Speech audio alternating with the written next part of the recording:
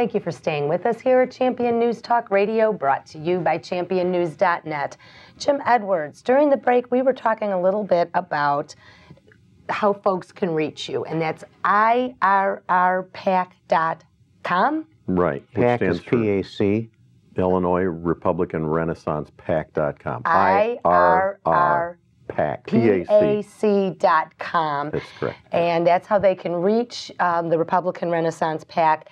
Now let's talk a little bit about some of these candidates and the vetting process. You were talking about what you're doing and... Well, you know, we mentioned Lake County. There's some good candidates up there. Metro East, we have a full slate of candidates. Metro East is where?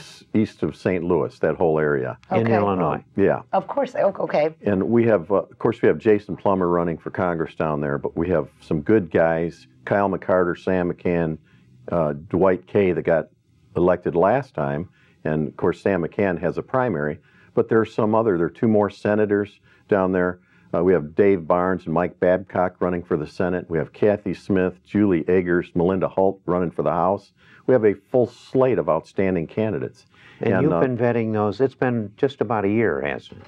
Yeah, maybe even a little longer at this point. People have been coming in up here. You've traveled downstate quite a bit to go to the people that are there. Some outstanding quality people. Rockford, same way. We've got an outstanding opportunity in Rockford with an open Senate seat, open House seat, and we could potentially sweep there. Well, I want to hear a little bit about Illinois math.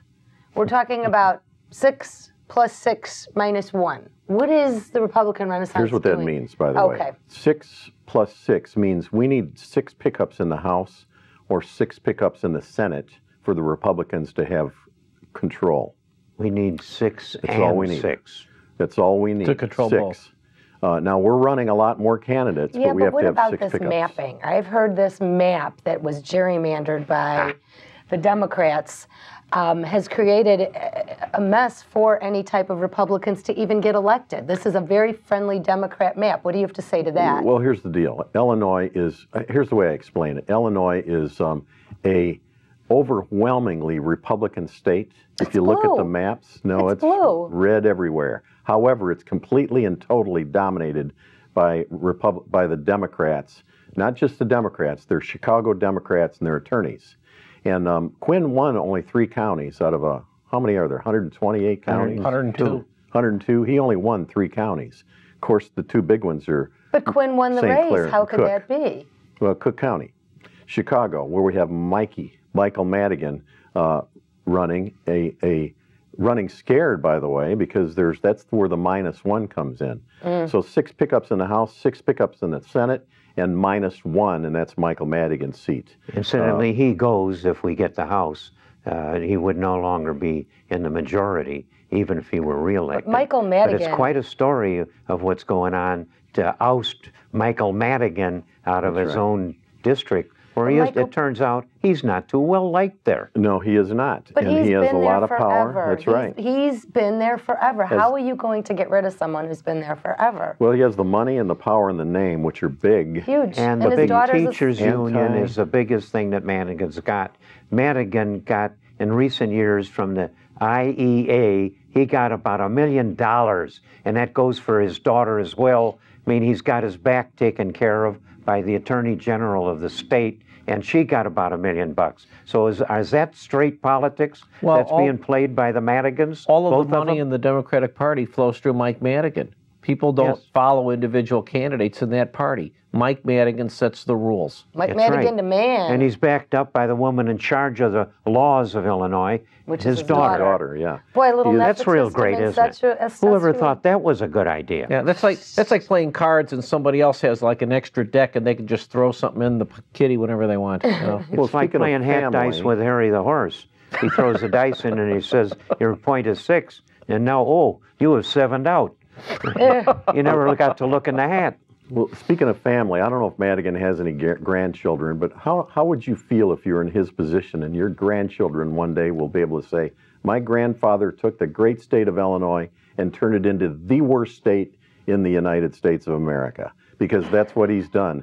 Every piece of legislation has to pass his desk, and he decides whether it's called up for a vote or not for many, many decades now.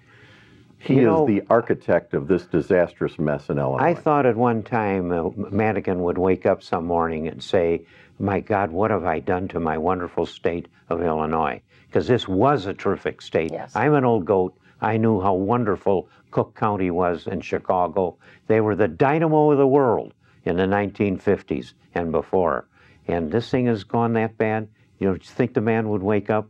But, it's even with the right to life. Madigan's a Catholic. How come he's supporting? I got a question that, Jack. I got a question. But he doesn't support the pro-life laws, and he doesn't support pro-life candidates. Listen, the economics of this whole thing is very important, and right to life normally wouldn't be on the table as a big issue. But it's about birth control now. It's not even about I'm right to life. I'm a Catholic, and there's some good rules to follow there, and I break them now and then. I'm sorry for it. Well, wait a minute. Wait a minute, though. I don't find any sorrow there. He's supposedly a Catholic, but his signs are all over the district, and we discovered it's hitting the internet like crazy. All the bloggers, instead of a dot over the I, there's an upside-down 5-pointed star, which is a pentagram that represents a satanic symbol.